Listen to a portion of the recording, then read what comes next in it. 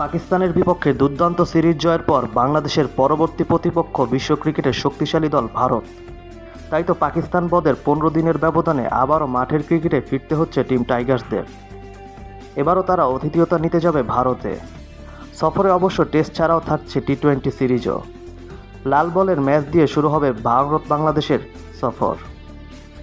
2 ম্যাচের টেস্ট সিরিজের প্রথমটি অনুষ্ঠিত হবে 19শে সেপ্টেম্বর চেন্নাইয়ের এম চিদাম্বর স্টেডিয়ামে।